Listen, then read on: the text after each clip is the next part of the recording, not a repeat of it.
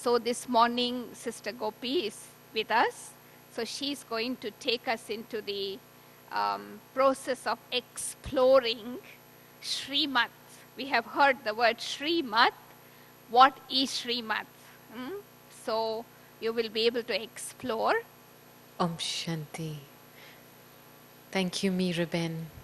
Miraben is such a mother, no?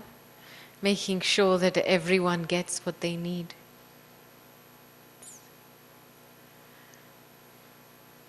So how is everybody? Okay? Mind, body, health, okay? Yeah? Are you enjoying being in Baba's canopy of protection in Madhuban? Yeah. So, I suppose if I ask you the question, are you in love with Baba? What will be the answer to that? I'm not convinced. Are you in love with Baba? Okay. That's why you want to meet him here, yes. If you are in love with Baba, do you want to do everything that Baba asks from you?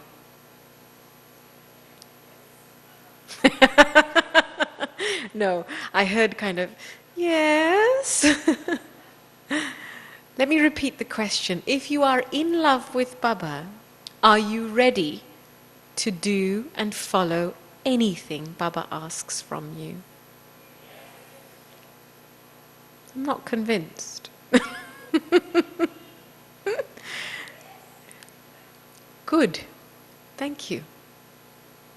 You know, the foundation of this subject of Shrimat,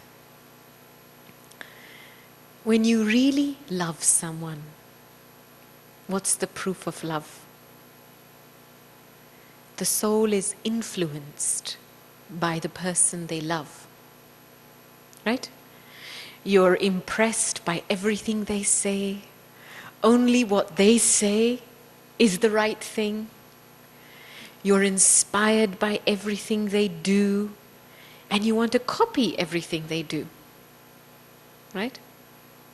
And so, just because Shiv Baba doesn't have a body of his own, doesn't mean we can't follow him. Because Baba manifests his personality through the Murli. You know, every day when Baba speaks to us, Baba's communicating with his children through one or another relationship. One day, Baba may be the teacher. The next day, he may be the guide, the friend, the mother. Sometimes he's going between a few relationships. Today, he was almost like the coach. The children are complaining to Baba, saying, Baba, what do we do so Maya doesn't come to us? And Baba said, I'm going to send her to you even more. Right? And so there's a relationship that Baba wants to build with his children. And every day in Baba's Murli, Baba is giving us clues of how to come close to him. Yeah? So when we use this word Shrimat, every single day, if you count how many times it comes in the Murli, yeah? Shri and Mat. Shri is elevated. Mat actually means opinion or belief. But the opinions and belief that elevate the soul. So day to day in life, we have a lot of opinions about a lot of things, right? We have an opinion about the weather. We have an opinion about what somebody should be doing or what somebody shouldn't be doing. We have an opinion about day-to-day situations. We have opinions about other people. But none of those opinions elevate us. Do they? Your opinion about the weather, does that make you feel more elevated? When you have opinions about other people, does that make you feel more elevated? And so there's something about what Baba is offering us that is making us elevated. Because the first thing to understand before you can follow Shrimat is, what is the purpose of Shrimat? What is the purpose of Shrimat?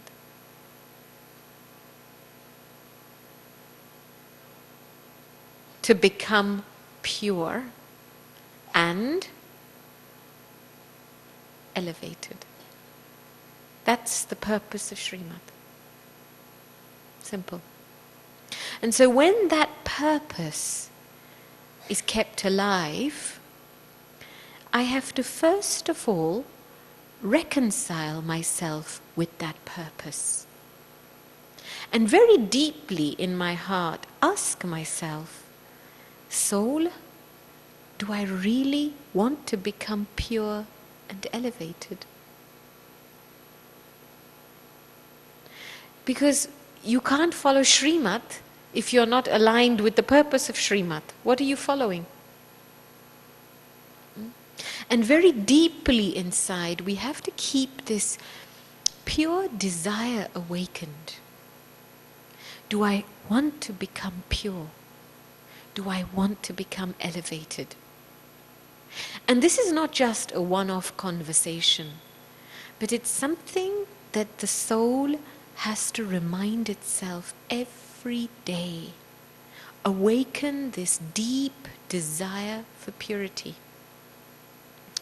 Because if we don't keep this purpose alive, you know what happens? Very quickly, our intellect starts to get trapped in situations, in issues. Things become an issue. There's a situation I have to face. You don't understand my situation. Nobody understands me. This and this and this. And you get trapped in the detail of situations. And when you get trapped in the detail of situations, what happens is it starts to trigger your old nature and sanskars. Right? Because what do you do when you get trapped in detail? What happens? You react. You think too much and you react. And in the moment of reaction, what are you using? You're just using your old nature and sanskars.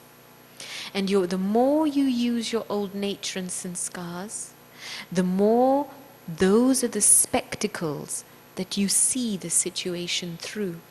And the more you get yourself trapped in the situation. And then Baba feels 1,000,000 miles away, and Baba's Shrimat doesn't feel practical anymore. Yeah? It just disappears.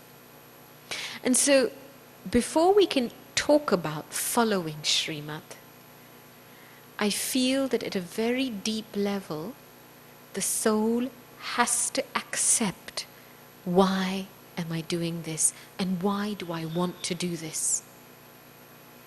Because even the intention to follow Shrimat will bring you help. But if you don't have the intention to follow Shrimat, then Baba is giving help, but because the soul isn't connected with the intention and the purpose of becoming pure, you can't receive that help. This is a very subtle aspect.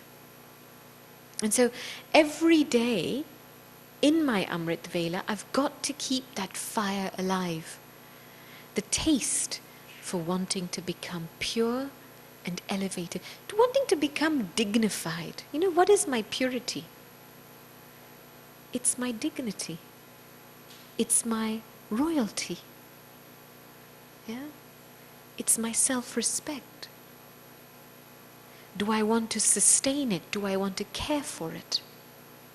Because if I really want to care for that self-respect and purity, I will have value for every single Shrimat Baba gives me. Because Shrimat is for my stage.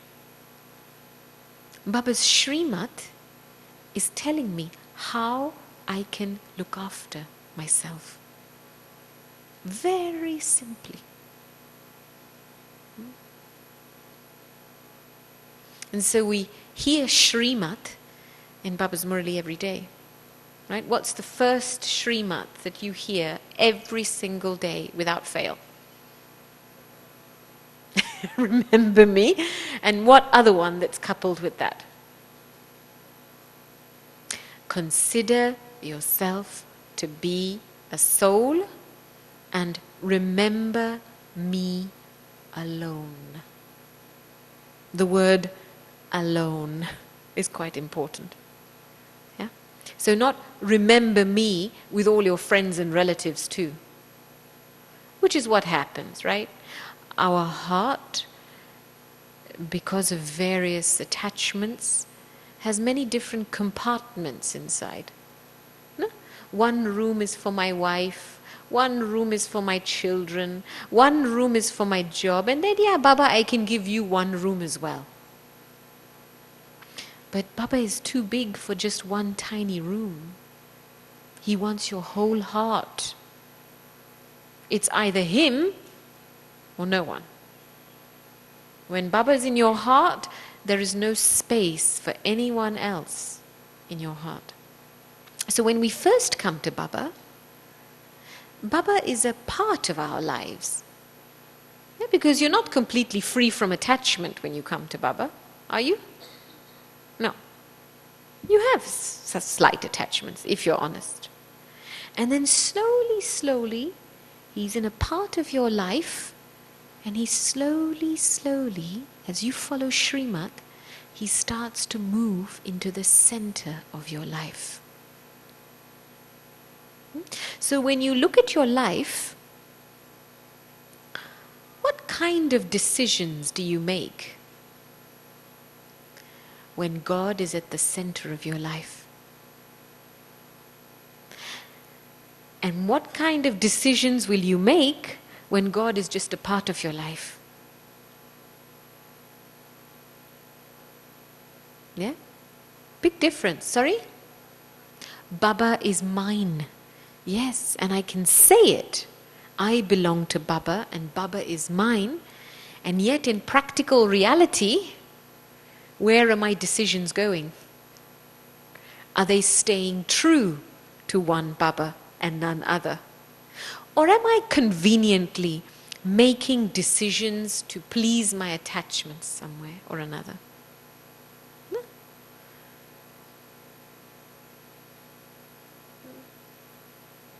So it's very important to know that when I've fallen in love with someone, it is the beginning of a long journey. And whether you like it or not, this person is going to find their way right into the center of your heart. So, are you ready to live a life of one Baba and none other? You sure? Now everybody's thinking a bit. Yeah, we love Baba. Yeah, he's great. We love him. We love the atmosphere. But you know what? I got some practical things to deal with in my life. Yeah? And this is where Shrimat helps to bridge the gap. Because on the path of devotion, we loved God. But our love was separate and our practical life was separate. Because the love we had for God was not making us elevated. Right? We had love, but it never made us elevated. Now, in this one birth, Baba's love for his children is the Murli. And the practical instructions that the soul receives in the Murli make me as elevated as Baba. Now in bhakti, we never understood that to love something means to become equal. Did you understand that in bhakti? No. We just adored somebody. You know the word adore? When you adore somebody, you put someone up on a pedestal, worship them, you please yourself by looking at something beautiful. It's just there. It's not real love, it's adoration. Yeah? But there was no awareness that I can become like the one that I adore. And so for many, many births, the soul took the position of being subservient. I cannot become equal. I'm not supposed to become equal. I'm just supposed to worship and please myself with something that is nice in front of me. I thought it was impossible. It's not practical to become like God. And so when we come to Gyan, how much of that bhakti do we still carry? Because that takes the form of fear. Yeah? You want to come close, but then when you come close and Baba tries to elevate, no, I can't possibly be this. I have to go back and be Gopi. It's easier to be Gopi. Whatever the name of your body is, whatever your sanskars and nature you've come to this birth with, it's much easier to act that out. But to sit on the same platform as God, can I do it? Do I feel in my heart? Can I accept it? Because this is when you can start following Shrimat accurately. Are you following what I'm saying? Yeah, because this is a very subtle aspect. I'm going underneath Shrimat and looking at the intention of why we're following it. And so on the journey, when Baba says, you are a master almighty authority, that's Shrimat. It's non-negotiable. So if you have any issues with that title, they're yours. When Baba says, you are a world benefactor, that's Shrimat. When Baba says, you are worthy of worship, that's Shrimat.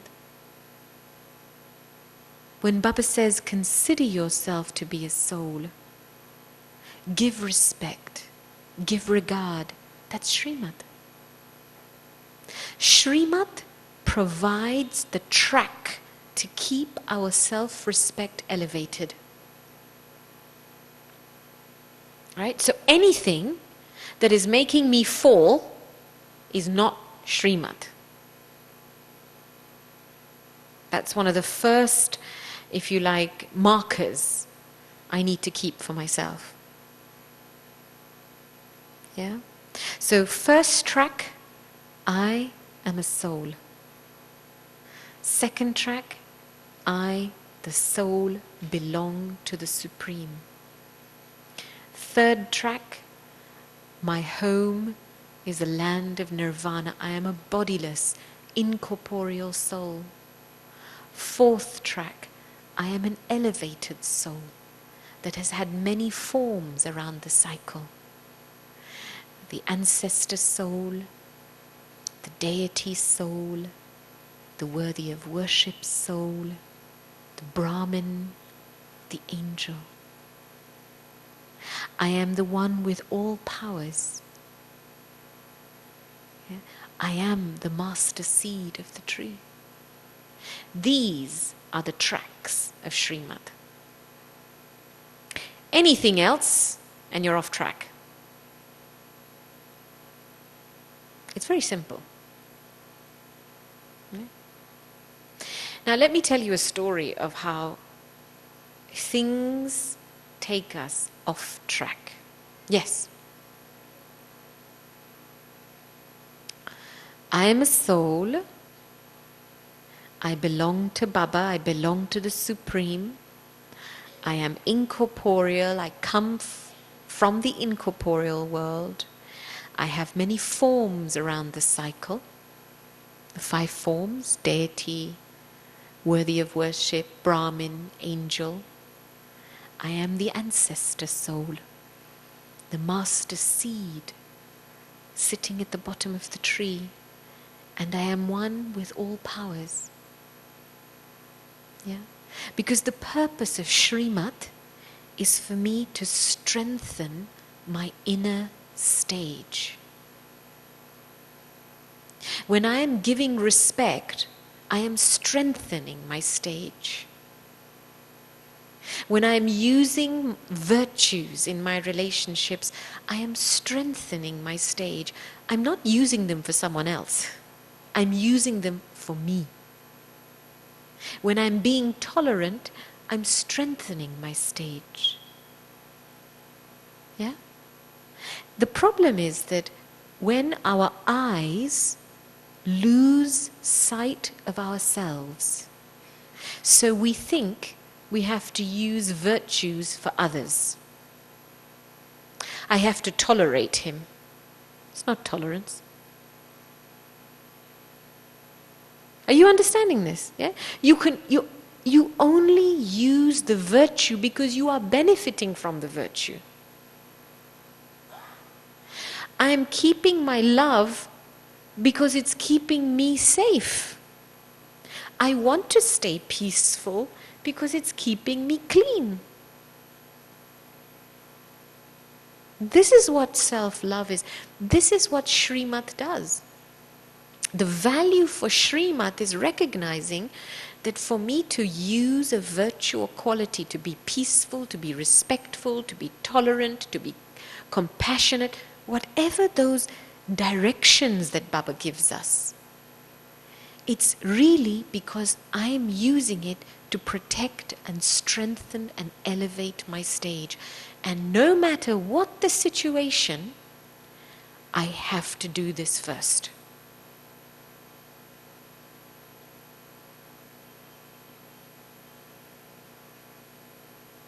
Yeah? What tends to happen? Situation starts.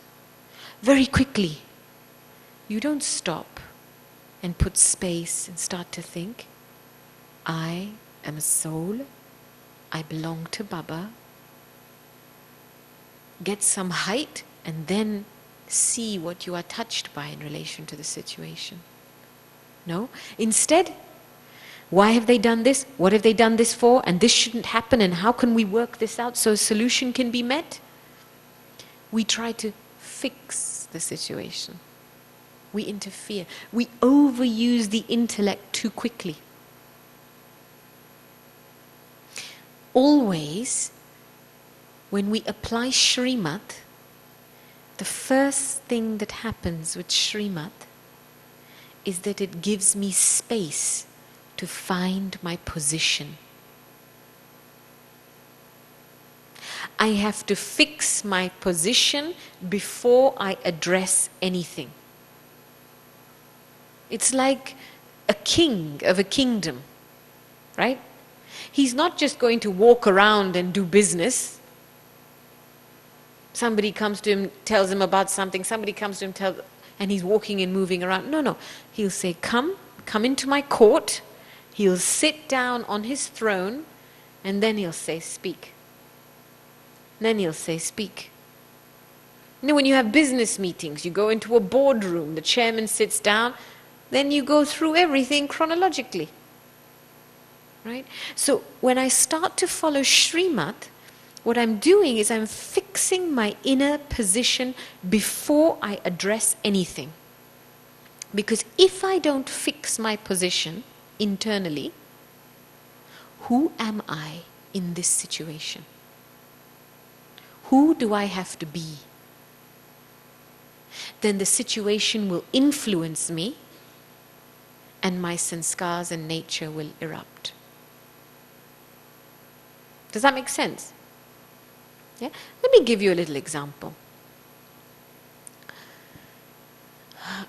Quite a few Avyak Murlis ago, Baba had spoken about whenever you get angry, say sweet Baba. Yeah? This was in the mid-90s, Baba had given this direction. And I remember hearing it thinking, isn't that easy? He's saying whenever you get angry, just say sweet Baba. And I thought, is it really that easy? Because anger is quite a strong emotion, right? When you've all experienced anger, right? So you know how strong it is. So a few years later, I was confronted with a situation. And in this situation, I used to live at the Global Retreat Centre in Oxford. It's one of Baba's retreat centres, first retreat centres abroad in Oxford in the United Kingdom. And there was a team of us working. And there was a brother who works with me. And he had done something that was going to have some very severe repercussions on the rest of the team. It was a mistake. And it was my job to find out what the mistake was. So the brother was sitting in the office. I walk in the office. And inside me, there's a little bit of a reaction going. You know, why did he do this? Doesn't he understand? For God's sake, he's been in this business for so long. I mean, just a little bit, just a few thoughts I had. But then I composed myself. And I started to inquire, brother, what happened? What went wrong? How did it happen? And immediately there was a reaction from him. Even by the time I finished my first sentence, there was a reaction. So I thought, okay, Gopi, just step back a bit. And I knew why he reacted, because I had reacted first, inside. You know, the vibrations reach. So I just stopped and I tried again, and again he was reacting even more. So then I thought, okay, I don't want to lose my dignity, so I left the office. But then, when I left the office, I was walking down the corridor, and there's a little voice in my head saying, but you're right and he's wrong. Why is he reacting to you? You know what we call that little voice? What do we call it? The ego. But you're the one that's right. I mean, how dare he react, for God's sake? Who does he think he is? Right? All this commentary starts. So then I go down the corridor and there's a telephone on the table. And this commentary is going in my head. So I thought, okay, I can't speak to him directly, so let me do it through the telephone. So I pick up the telephone. And again, I pretend to be composed. And I say, brother, let's see if we can talk about this reasonably. Why did you do this? And then he just explodes. He gets so angry on the end of the phone, right? And starts to say a lot of things, you know, a lot of anger. And as this brother is getting angry on the end of the phone, I can start to feel my own volcano erupting inside, you know? It was a little fire, and then suddenly this volcano starts to erupt. And the voice in my head is getting louder. How dare he get angry? And then he puts the phone down on me. And when he puts the phone down on me, the voice in my said, how dare he put the phone down on you? Go back in and give him a piece of your mind. And it took all my self-control to stop where I was. Because I knew if I went back into that office and I reacted to him, whatever I said to him, I wouldn't be able to take it back. And then I would have to live with the words of reaction. So I thought, what do I do now? And I was trembling. So I ran to the kitchen to get a glass of water. And I'm standing there holding this glass of water, drinking it, and my hand is shaking.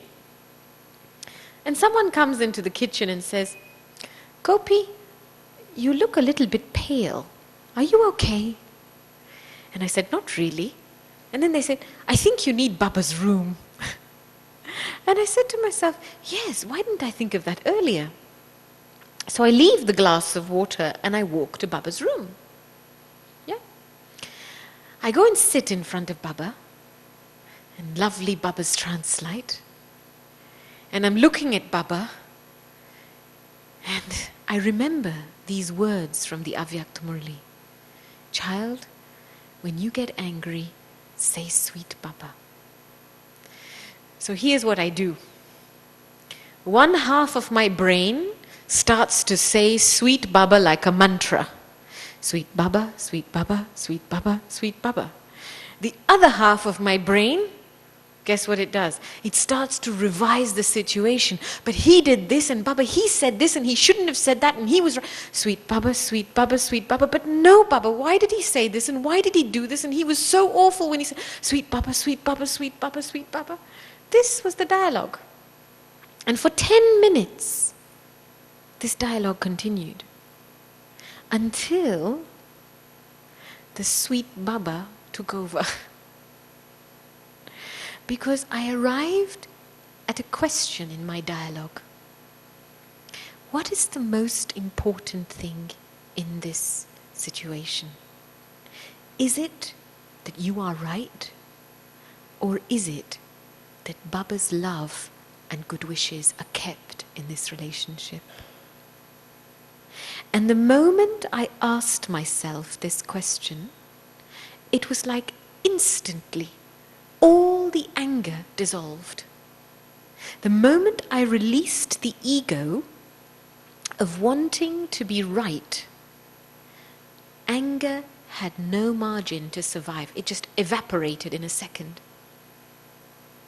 Because it's my ego that justifies the bacteria of the vices. My ego will justify my anger.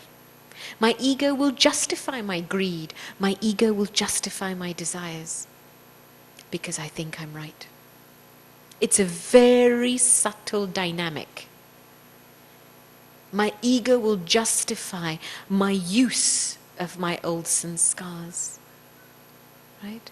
But in that moment, as I released this tension of needing to be right and to prove myself, every feeling just evaporated instantly. And I was just filled with Baba's love. And I sat in front of Baba, just filled with such good wishes and pure feelings for myself, for this soul. And after 20 minutes, I got up from Baba's room to leave. And as I left the room, guess who was standing outside the room? Him. And he was standing there waiting to apologize to me.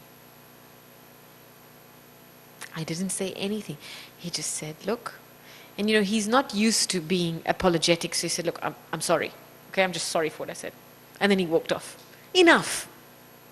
And I said to him, you know what? It doesn't matter. And it really did not matter. Sometimes we say, it doesn't matter, but it does matter. Yeah, we say, oh, it doesn't matter, but inside it really matters. But at that point, I felt it didn't matter at all.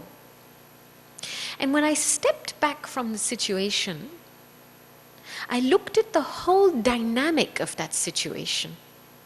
And I asked myself, what did I learn? Rule number 1, drop wanting to be right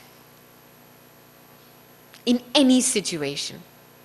Because if you have the slightest feeling that I want to be right or I am right, understand that the soul is not using Shrimat in that moment.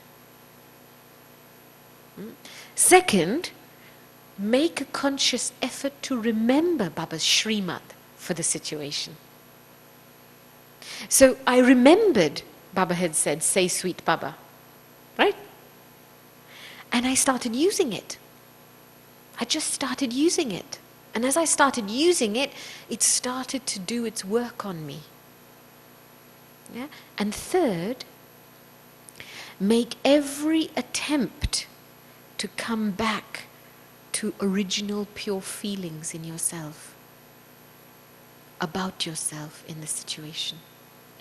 Because when I come back to myself, then the law is that I give permission for everything around me to return back to its original state.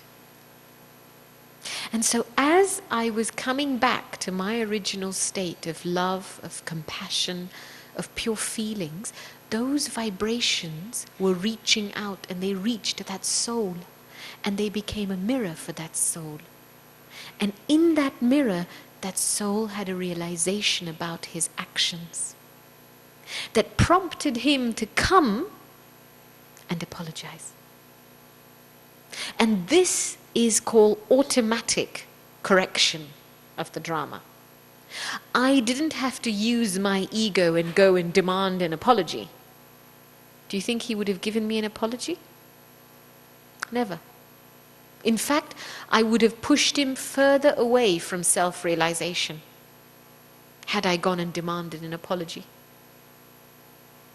Yeah? So our good wishes and pure feelings, our self-respect becomes a mirror for us, for their self-respect. And I have been in countless situations where souls have defamed, souls have insulted, but because I've stayed in my self-respect and I've gone to Baba and kept good wishes, inevitably they realize and come back to me and say sorry. But if I've held on to them and the situation and I keep reacting, it never happens. You have to try it and see. And so when we talk about using Shrimat, I have to use it. It's not something that happens automatically. It's like you sit here and you know that you are a soul. It makes sense, right? Soul is separate from the body. But to what percentage are you completely convinced that you are a soul? I know, but knowing is one thing. To have the complete faith that I am a soul is something else. And to move from knowledge to faith requires practice. Again and again and again. You know what Brahma Baba used to do in the early days? He would have a journal, and all the time in that journal there would be pages.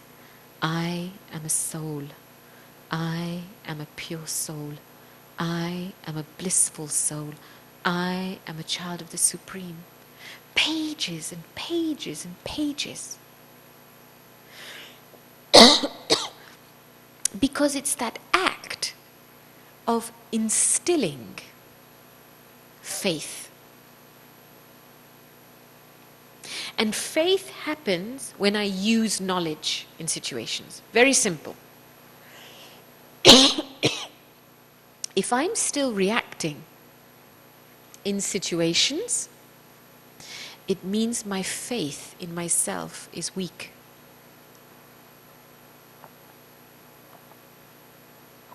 Would you agree? Yeah? Because if I really believe I am a soul, I am a master, I am a master ocean of knowledge. When you accept this self-respect, what do you feel?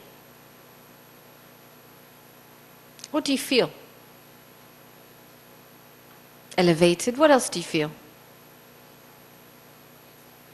Peaceful. What else do you feel? You feel sure. Yeah. What else do you feel? Sorry? You become proud of yourself, your pride increases, and you feel big, right? You know, somebody who has a lot of self-respect, they feel important. They feel special. They feel big. And when you feel big, everything else is small, right? So if you find yourself in a situation and you feel that the situation feels bigger than you, what's that telling you? I'm not in my self-respect. Right? So rule number 1, put some space to find your self-respect. Fix your self-respect. So that you can elevate enough to feel bigger than the situation. Does that make sense? This is what Shrimat does for us. When we start to use Shrimat, it just makes us bigger than everything else. And when everything else is this small, it doesn't matter anymore. Right? So for example, someone has insulted me today. So what? A few words spoken in a few seconds, out of 1 hour, in 1 day, in 1 birth, out of 84 births. Chickpeas. No big deal. Right? Or is it a big deal? It feels like a big deal, doesn't it?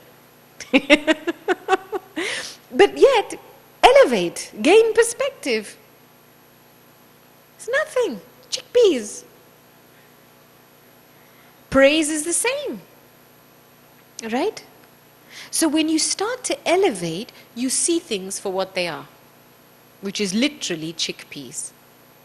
Because whatever is happening second by second in this drama is literally a second. A second out of 84 births is a drop in the ocean. It's nothing. And yet, what do we do with this second? Make such a big deal out of this second. Make a drama out of it. A movie in a movie. Right? Yeah. So, Shrimat helps us gain perspective. I am a soul. I start to become aware that I am an observer of this movie. I'm in the movie, and whatever is happening to me is happening, but I'm an observer in the movie. So for example, in India, you know these villages you must have passed, right? So they have very basic facilities. Water, if you like, less electricity. So in one village, somebody had brought a big Samsung television screen, right? And this is a big thing for these small villages. So they gathered everybody in the middle of the village and showed them a Bollywood film. You all know Bollywood? It's like the opposite of Hollywood, right? In India, films are big business. So now a typical Bollywood film has the same script. Hero meets heroine, they fall in love, they get married, and then there's a tragedy, and the hero gets beaten up. Right? It's the same classic storyline. So these villagers are watching this movie on the screen. So yeah, they're enjoying it, all the songs, and the hero is falling in love with the heroine. And then comes the scene when the hero is being beaten up by the villain. So the villagers, as they see that, they start getting angry. And they pick up their slippers and they start throwing it at the screen.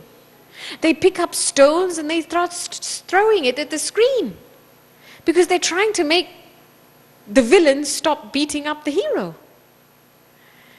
I mean, it sounds funny, but how much of that do we do in everyday life? How much do we get caught up in each other's stories like that? It's just a movie. Whatever's happening to me is just a movie. Can I watch my own story playing itself out? Shrimat helps me stay in the position of being an observer. Doesn't matter. I was in a session a few weeks ago, giving a lecture. There was a brother at the front. It was a public lecture, and he had created some disturbance in the session. And I could tell that perhaps mentally he wasn't quite stable. So after the lecture, I said, "Anybody have any questions?" Yeah, like we do. So the brother said, "I want to say something." And in my mind I thought, uh-oh. Anyway, so he started speaking. He said, "Sister, can I just correct your lecture a little bit?" So I thought, okay. And he said, "Well, this word that you used, this word that you used, this word, you shouldn't use these words. Instead, you have to use this word and this word and this word." So he began to lecture my own lecture, right? So 1 minute passed, and he kept talking. And I checked my stage inside. Nothing. The second minute passed. Nothing. And then the third minute, something started to happen inside. Right? I was watching myself as he was speaking to me. Was I being disturbed inside? And by the third minute, I could feel his vibrations starting to impose. In that minute, I just said, "Baba, I belong to you, you belong to me, come now." Right? And the moment I had that thought, and I just powerfully invoked Baba, "I belong to you, you come now." It was like he suddenly went, "Okay, that's all I have to say." And then he said to me, "Do you want to tell me anything?" And I looked at him and I said, "Thank you." And that was it. End of the matter. Finished. And I realized that in that moment, my act of staying aligned with Shrimat, no matter what the story is going on and what he's saying or not saying, it doesn't matter. What am I doing inside with myself? That's what matters. Because then I'll be touched by a solution. Because if I didn't remember myself and Baba in that moment, what do you think would have happened? I would have ended up having an argument with him. Right? I would have kind of bought into his analysis, and he would have just taken me right down a sidetrack. And it's not worth it. It's just absolutely not worth it. Dadiji was very good at this, Daddy Kumarka, the previous founder. How many of you here knew Daddy Kumarka? Okay. A very, very precious jewel. And I remember one scene in which there was somebody who was speaking quite strongly to Dadiji. And Dadiji was just listening and not saying anything. And there was one sister observing the scene and said to Dadiji, "But Daddy, why aren't you saying anything? This person is insulting you. What they're saying is wrong. Surely you have to correct him." And Daddy's reply was that Daddy is checking her mind to see if it's not fluctuating whilst the brother is speaking. So Daddy's own attention in that situation was on herself. That's Shrimat. Yeah, it's never the situation first. It's a sense of attention on the self first. What's going on in me? Whatever the story is will happen. If it's in my story for me to be insulted, you can't stop it. If it's in my story for me to be praised, you can't stop it. If it's in my story to be victorious, I'll be victorious. If it's in my story to be defeated, I'll be defeated. But in all of that, what's my stage inside? There's a difference between the two. Do you see the difference? And that difference we have to maintain powerfully. Because the stage of becoming equal to God and the stage of becoming complete, it's very simple. It's the stage of equanimity. I am the same in praise, defamation, victory, defeat, right, wrong. My stage doesn't fluctuate. Develop a deep, deep love for your stage inside. Yeah? All of you met Baba with a lot of love the day before yesterday, right? When you came into the hall, how many of you thought about which seat you were going to sit on? Be honest. How many of you were concerned to get a good place? Be honest. Okay, yeah, Frank, that's right. Yeah, I want a good seat because I want to sit in front of Papa. I want to get drishti. Yeah, exactly. Yeah. And then how much Maya do we have about the seat? Why is this one sitting in front? Why am I not allowed to sit in front? How is this, Baba? I can't see you. But do you think Baba's seeing your faces? Yeah? But what is your seat? Your seat is your elevated stage. Don't let go of your elevated stage and go chasing after a physical seat. Because how are you going to meet Baba? On what basis do you meet Baba? It's like meets like, right? So your elevated stage meets his elevated stage and you celebrate a very intimate meeting. But we shortchange our elevated stage. Yeah? We just put it to one side because I want a good seat. It's subtle, but this happens. And so for me, this slogan is very important, that my elevated stage is my seat. It doesn't matter even if I have this seat to sit on or not. Wherever I'm seated, I am seated on my elevated stage. Now, what do I need to remember from Baba that's going to help me stay here? And that's really, really important, because if I don't start having an elevated conversation with Baba, then Maya will start to have a conversation with me. Yeah, and you know in what ways Maya starts to have a conversation? You know what word her conversation begins with?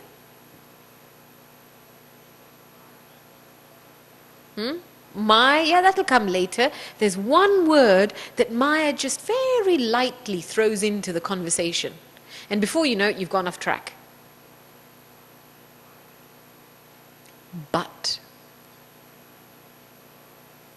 Everything is good, but.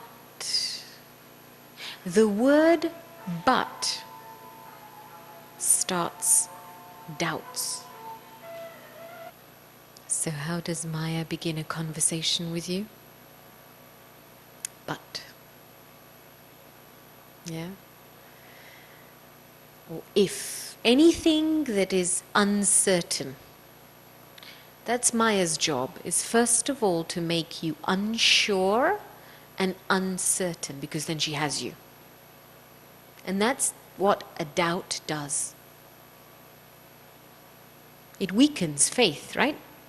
Because the moment she puts a doubt, she's got you. And then your feelings, can I do this? Is it possible? You start to have so many waste thoughts about your own elevated destination. And those waste thoughts, they make you constipated. Right? You get a headache. You feel you can't continue. And your destination is just in front of you. But there's a lot of traffic of your own waste thoughts in between. So you feel far away from it. And so we don't often recognize Maya's royal form of doubt. But very deeply, I have to finish all self-doubt. I have to, because that weakness is Maya's door of entry. This is the biggest and most common illness in Brahmins, self-doubt. And you have to be very firm with yourself in this process. The moment it comes, stop, go back to Baba, remember your title, remember your self-respect, remember the Shrimat of who you are. Now, Shrimat is one thing, but listening to Baba's Murli is very important. I've been listening to Baba's Murli for way over 30 years. You can call me brainwashed, if you like, because literally, every day, the same thing for 30 years. Consider yourself to be a soul. Remember me alone. I am a Master Almighty Authority. I've been literally rewired here. So in the day, when I face situations, what thoughts come first? Baba's Murli, right? What does Baba say? That's why your love for the Murli has to be very... If you don't listen to Murli every day, it is not possible to follow Shrimat accurately. Is it? No. Because you're missing the directions every day that Baba is giving you to look after yourself. Yeah? And so at some point, if you miss those directions to look after yourself, what are you going to use instead to look after you? Your ego. You'll just use your ego, because it's easier. Yeah? Now what's the difference between Shrimat and Maryadas? You've heard the word Maryada? Yep, so what's the difference between the two? Sorry? You'll have to speak up, I'm deaf. They're both the same. Well, if they were both the same, there wouldn't be two separate words for it.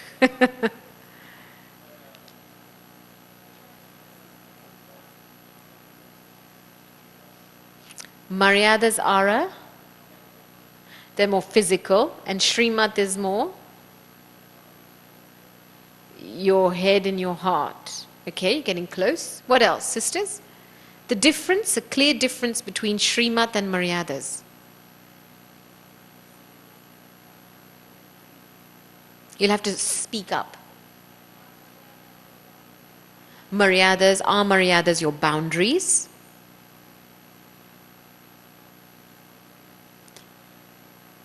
What? You'll have to speak up. Shrimat elevates us. Maryada doesn't, but Maryada protects us. Okay? Now, do you think it's possible to follow Shrimat if you don't follow the Maryadas?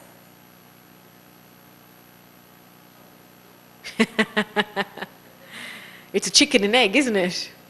Because, you know why? The Maryadas literally means code of conduct. So it has to do with boundaries of lifestyle, practically. And it is a form of Shrimat, but very practical, right? So my Maryadas govern my expression, my boundaries, my code of conduct, my lifestyle. Yeah?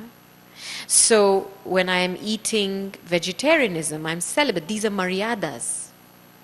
They have many subtle aspects to them, but these are Maryadas. And if I break a Maryada, or I'm loose with a Maryada, can't follow Shrimat. I'll battle inside. And the proof is that I won't have the power to face situations. I'll constantly be reacting. But I can't see in my life that my code of conduct is loose. Yeah, because sometimes we compromise. So maryadas are like this outer circle of protection. You know, in the Ramayana, when they talked about what's his name? Ram went into the jungle to hunt, and he drew a protective line around Sita, right? To protect her, he drew a line and he said, "Don't step over this line, and you'll be safe." But she did. She got tempted. So she stepped outside. The golden deer changed into Ravan and whisked her off, right? So in the same way, the maryadas, or the code of conduct, help me manage and keep my physical senses under control. Because if my physical senses are not under control and managed, then they will interfere with my spiritual work. I can't elevate and go to God because my desires will pull me. Right? Yeah. So the maryadas are there to help us clean our physical setup and lifestyle.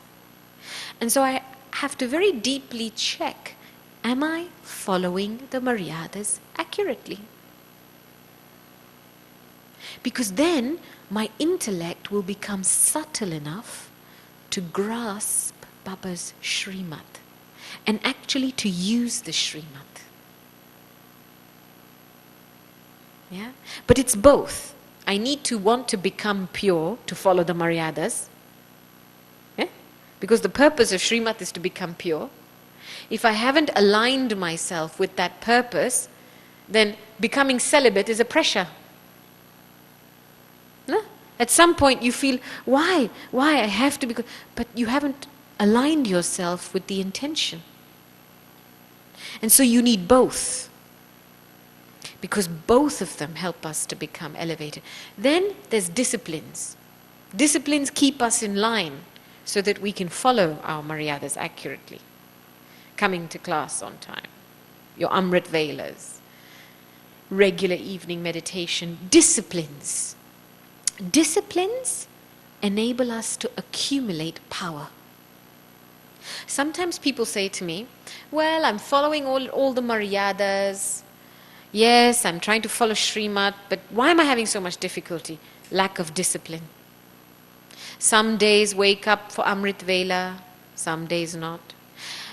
Maybe they wake up for Amrit Vela every day, but no discipline of being concentrated. Sometimes sleepy Amrit Vela, sometimes awake Amrit Vela. Right? A discipline, when it's done over a period of time, lets me accumulate power. And that's why if you want strength from Shrimat, you have to make that Shrimat a discipline. It's not enough just to do it here and there and everywhere. Yeah? Yes. You'll have to come forward and speak up, because I'm a little bit deaf.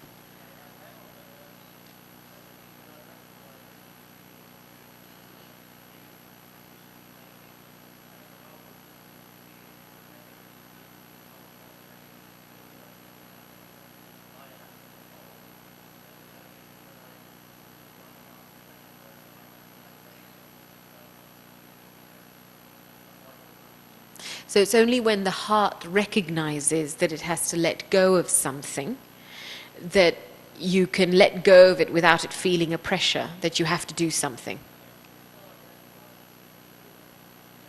Yes. Until you recognize the benefit, you will continue battling. Yes, thank you. Yeah. And this is why Shrimat, when we start to follow the first Shrimat of really just considering the self to be a soul at a very deep level, what it starts is a very kind conversation with the self. Yeah? Because then you can encourage yourself to follow, to be disciplined, to follow the maryadas. You're not forcing yourself to do anything. And that's very important, because just the practice of stepping away from the body again and again, that practice dissolves pressure. When I, the soul, experience pressure, pressure comes because it's a body conscious experience in that moment. And so just the practice over a long period of time of stepping back. Who am I? Who do I belong to? Where do I come from? Why am I here? Again and again and again. It's like pulling the whistle on the pressure cooker. And so when I have to adopt a discipline in my life, there won't be a feeling of force, but I'll be able to do it with love and recognition. Thank you. Okay, so I've received a signal and time is up, but I hope that's helped you in some way. Yeah? And go back to the question every day. I have. I went through that, yeah. So every day at Amrit Vela, reviving that flame. Do I really want to become pure and elevated? Yeah, really waking up that flame. And then when you listen to Baba's Murli, you'll pick up all the tips and hints to become elevated and pure. But the first step is waking up that pure desire and intention to follow Shrimat. Okay? Om Shanti. Om Shanti. Thank you very much, Gopi Ben.